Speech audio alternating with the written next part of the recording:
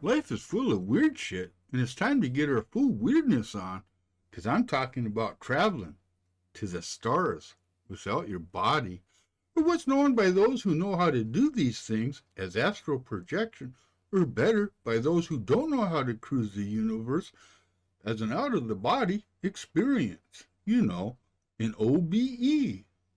Now, over the course of this topic, I'm going to let you in on what exactly an OBE is, the history of star traveling, and finally, I'm going to end this video with telling you, the viewer, how you too can leave your body behind and cruise anywhere and everywhere, and that includes moving around in time as well.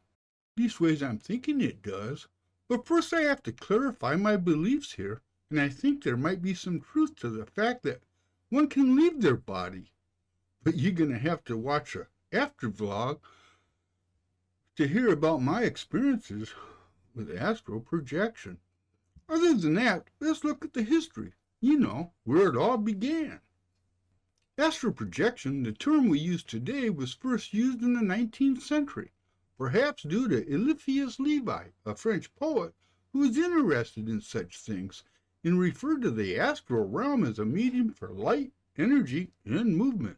The word astral itself means connected to or resembling the stars. But the larger truth is, the belief that your soul can leave your body has been around for quite some time. It's believed the Egyptian Book of the Dead has what might be the first reference to a soul, or as the Egyptians called it, your ba, leaving your body. And I dare you to say any different, because the fact is, astral projection was a thing for a lot of ancient cultures and belief systems before we here in the West caught on how to travel the stars without our physical bodies. And of course, all those ancient cultures and belief systems had their own take on what astral projection was and where you traveled to. So let's take a hot minute, leave our bodies and our senses behind, and travel to the astral plane.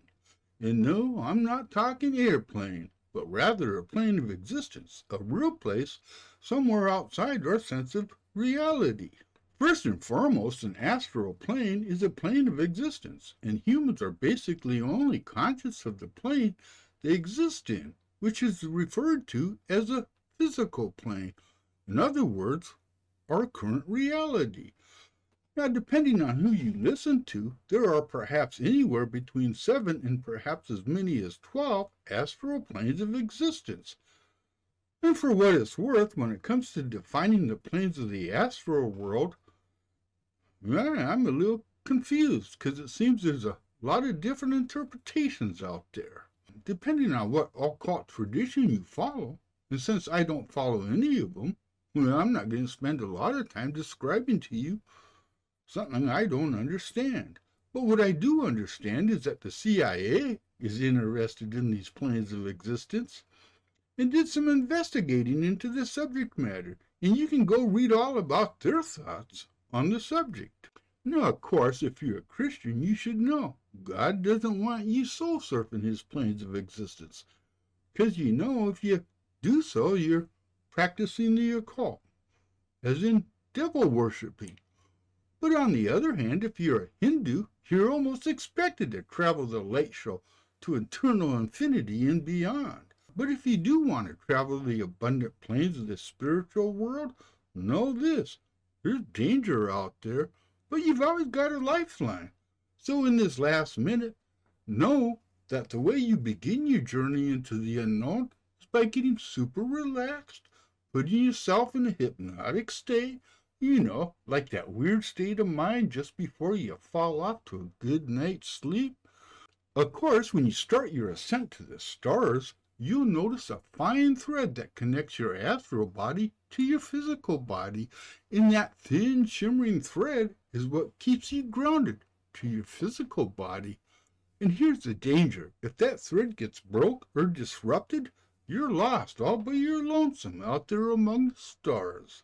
And there's one more thing: when you leave your body with no soul inhabiting the physical plane, it's attractive to demons who are looking for a place to live.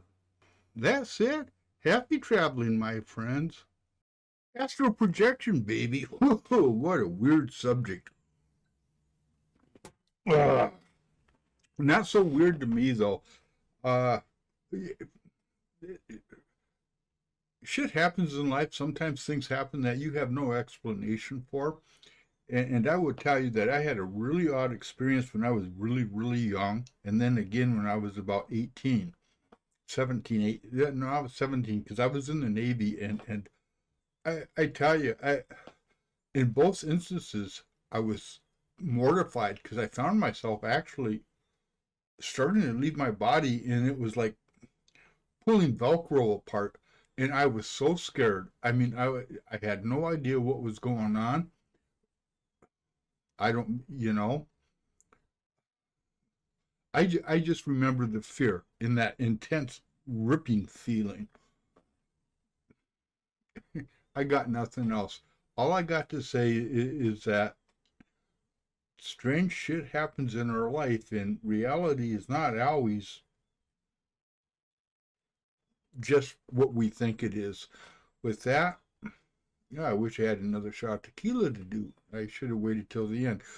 But again, thanks for watching. I appreciate it. Peace out, people. Love you. Take care and have a good one.